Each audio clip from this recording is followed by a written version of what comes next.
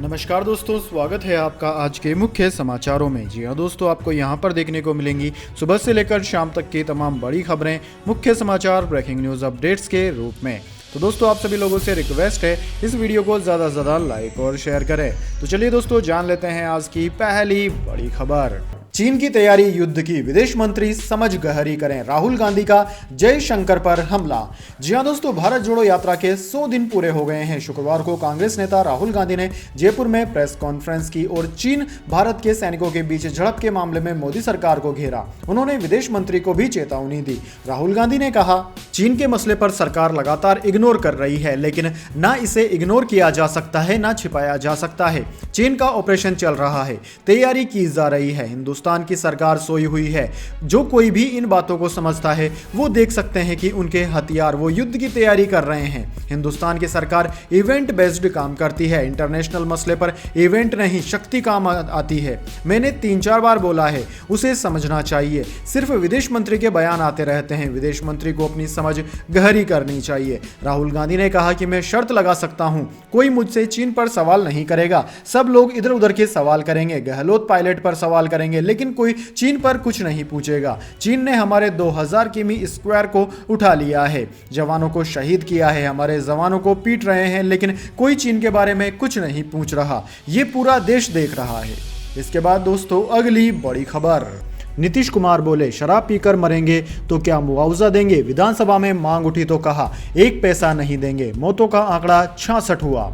जी हाँ दोस्तों, बिहार के सारण में जहरीली शराब से 59 मौतों के बाद अब सीवान में भी मौतों का सिलसिला शुरू हो गया है। अब तक 5 लोगों की मौत की सूचना आई है। उधर बेगूसराय के तेघड़ा में भी 2 की मौत हुई है। बिहार में जहरीली शराब से मौत का कुल आंकड़ा 66 हो गया है। विधानसभा में लगातार तीसरे दिन जमकर हंगामा हुआ, कुर्सियां पटकी गई। विपक्ष सरकार को बर्खास्त करने की मांग को लेकर राजभवन पहुंच गया। नेता प्रतिपक्ष विजय कुमार सिन्हा की अगुवाई में विपक्ष के नेताओं ने राजभवन मार्च निकाला। राज्यपाल से मुलाकात कर हस्तक्षेप करने का अनुरोध किया। विपक्ष ने सरकार को बर्खास्त करने की भी मांग की। इसके साथ ही विजय कुमार सिन्हा ने कहा कि जो भी सरकार की विफलता से अपराधियों की गोली से या जहरीली शराब से मरता है, उसको सरकार मुआवजा दे। इसके लिए कानून बनाए। सरकार अपराधियों को संरक्षण दे रही है। दारू, बालू और भ्रष्टाचार सरकार का एजेंडा बन गया है। इससे पहले दोस्तों, नेता प्रतिपक्ष विजय सिन्हा ने सदन में पीड़ित परिवार को 10-10 लाख रुपए देने की मांग उठाई। इस पर नीतीश कुमार ने कहा कि दारू पीकर मरे हैं तो क्या सरकार मुआवजा देगी? 1 पैसा नहीं देंगे। इसके बाद दोस्तों, अगली बड़ी खबर। प्रशांत किशोर बोले, नीतीश कुमार का सर्वनाश होना तय, अफसोस की सीएम बनाने में मैंने मदद की।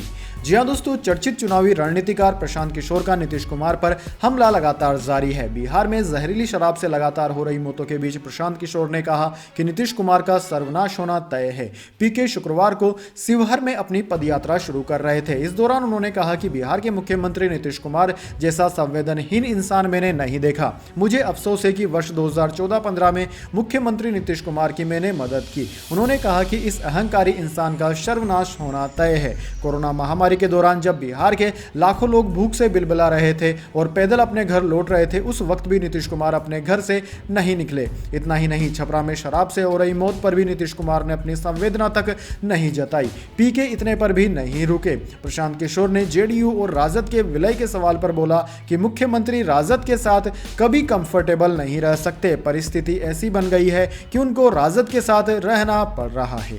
इसके बाद दोस्तों, अगली बड़ी खबर।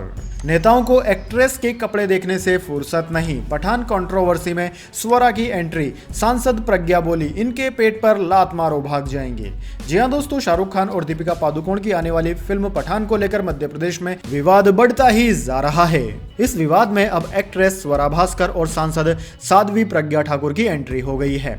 स्वरा ने ट्वीट के जरिए सत्ताधारी नेताओं पर निशाना साधा। उधर सांसद प्रज्ञा ठाकुर ने कहा कि ऐसे हीरो हीरोइनों की फिल्में नहीं देखनी चाहिए जो भगवा को बेशर्म कहते हैं।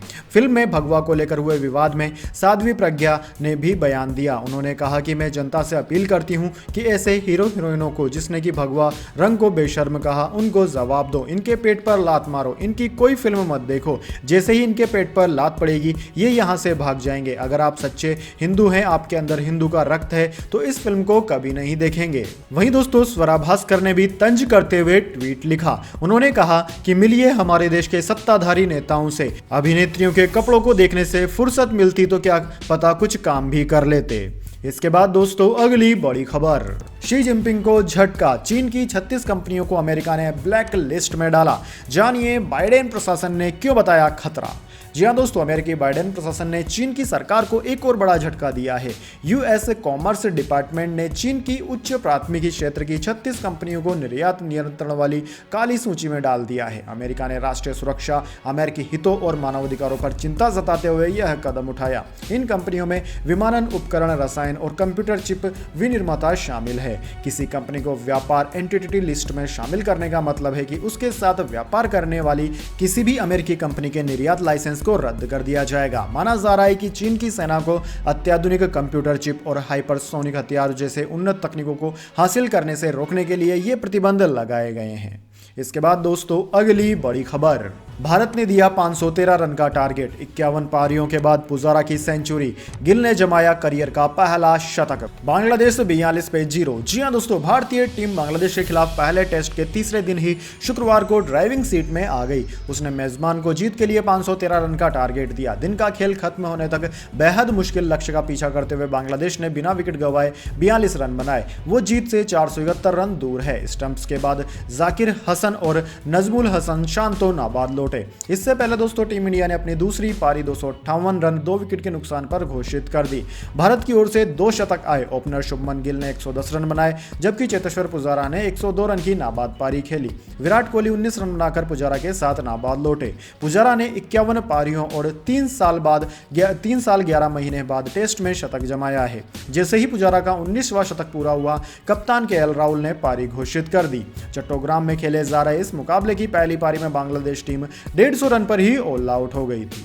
इसके बाद दोस्तों अगली बड़ी खबर, भारत में ग्लोबल मैन्युफैक्चरिंग को बढ़ावा देने का सही समय, वित्त मंत्री निर्मला सीतारमण ने उद्योग जगत से रणनीति बनाने को कहा। जी हां दोस्तों, भारत में विदेशी निवेश को बढ़ावा देने के लिए वित्त मंत्री निर्मला सीतारमण ने उद्योग जगत से नई रणनीति बनाने और उन पर काम करने को कहा है। उन्होंने कहा है कि पश्चिमी देशों में मंदी की आशंका के बीच विकसित देशों में काम करने वाले बिजनेसमैन भारत को उत्पादन या सोर्सिंग हब के रूप में कैसे देख सकते हैं। फाइनेंस मिनिस्टर निर्मला सीतारमण ने कहा कि सरकार ने भारत में विदेशी निवेश को आकर्षित करने के लिए बहुत सारी सुविधाएं और नियमों में बदलाव किया। उन उद्योगों से भी जुड़ रहे हैं जो देश में सह स्थापना करना चाहते हैं। उन्होंने कहा कि दुनिया के अन्य देशों में मंदी के माहौल के बीच मुझे लगता है कि यह हमारे लिए उन निर्माताओं को भारत में लाने और उनके लिए अहम रणनीति बनाने का सबसे अच्छा समय है। इसके बाद दोस्तों अगली बड़ी खबर, केजीएफ सॉन्ग कॉपीराइट मामला, कर्नाटक हाईकोर्ट ने राहुल गांधी, जयराम रमेश और सुप्रिया श्रीनेत के खिलाफ एफआईआर पर लगाई रोक। जी हां दोस्तों, केजीएफ सॉन्ग कॉपीराइट उल्लंघन मामले में कर्नाटक हाईकोर्ट ने राहुल गांधी, जयराम रमेश और सुप्रिया श्रीनेत के खिलाफ एफआईआर पर रोक लगा दी है।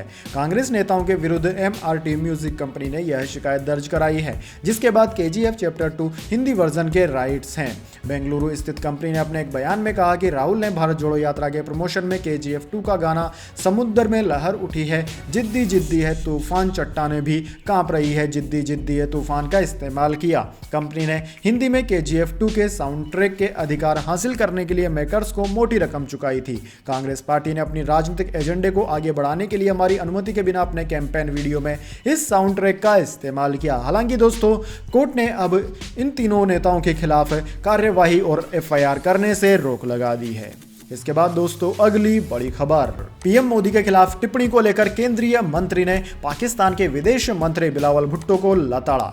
जी हां दोस्तों, प्रधानमंत्री नरेंद्र मोदी को लेकर पाकिस्तान के विदेश मंत्री बिलावल भुट्टो के आपत्तिजनक बयान को लेकर केंद्रीय मंत्री मीनाक्षी लेखी ने एनडीटीवी से बातचीत में कहा कि मैं तो यही कहना चाहूंगी कि जिस तरह की भाषा का प्रयोग पाकिस्तान के विदेश मंत्री ने किया है, वह केवल एक दिवालिया देश का प्रतिनिधित्व नहीं करता, बल्कि वे अपने मानसिक दिवालियापन का भी परिचय दे रहे हैं। उन्होंने कहा कि पद से कोई जिम्मेदारी नहीं आती, चरित्र का हिस्सा होती है। जिम्मेदारी बहुत लोग बिना पद के जिम्मेदारी से बात करते हैं और कई ऐसे लोग पद पर बैठकर भी गैर जिम्मेदारी वाली बातें करते हैं। उन्होंने कहा कि इसीलिए पाकिस्तान एक फेल्ड स्टेट है। दोस्तों, मीनाक्षी लेखी ने कहा कि इन सब बातों से पीएम की छवि पर कोई असर नहीं पड़ता। आतंक वाली मानसिकता वाले लोगों से क्या उम्मीद कर सकते हैं। इसके बाद दोस्तों अगली बड़ी खबर, शेयर बाजार में लगातार दूसरे दिन गिरावट, निवेशकों को 5.5 लाख करोड़ का हुआ नुकसान। जी हां दोस्तों, कमजोर ग्लोबल संकेतों से शुक्रवार को भारतीय शेयर बाजार में गिरावट रही। सेंसेक्स और निफ्टी निचले लेवल पर बंद हुए। बीएसई के सभी सेक्टर इंडेक्स में गिरावट पर बंद हुए। रियल्टी, आईटी और फार्मा शेयरों में सबसे ज्यादा दबाव देखने को मिला, जबकि पावर, ऑटो और कंज्यूमर गुड्स शेयरों में भी बिकवाली देखने को मिली। दोस्तों, कारोबार के अंत में सेंसेक्स 461.22 अंक यानी कि 0.75% की गिरावट के साथ 61,337.81 के स्तर पर बंद हुआ।